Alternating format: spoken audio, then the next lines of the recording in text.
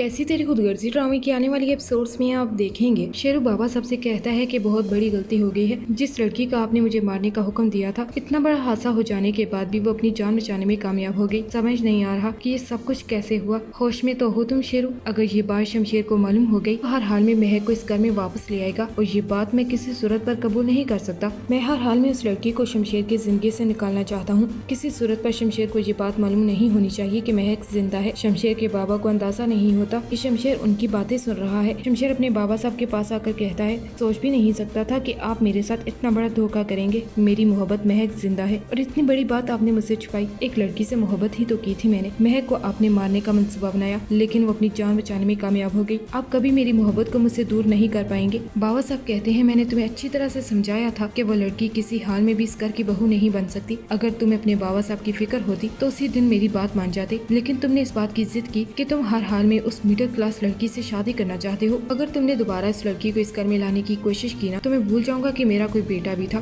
तुम्हें जायदाद से आग कर दिया जाएगा। बाबा साहब, आप इस तरह की धमकी किसी और को दीजिएगा, क्योंकि आपकी इस तरह की धमकियों से मैं डरने वाला नहीं। मैं महक से सच्ची मोहब्बत करता हूँ और हर हाल में उसे अपनी जिंदगी का हिस्सा बनाकर इस घर में लेके आऊंगा। पहले तो आपने महक को मारने का मंसूबा बनाया, लेकिन इस दफा अगर महक को कोई भी नुकसान पहुंचाना तो मैं भूल जाऊंगी कि आपका और मेरा आपस में क्या रिश्ता है। अब तो बाबा साहब दंग रह जाते हैं। उन्हें अच्छी तरह से अंदाजा हो जाता है कि शमशेर पागलों की हद तक महक को चाहता है।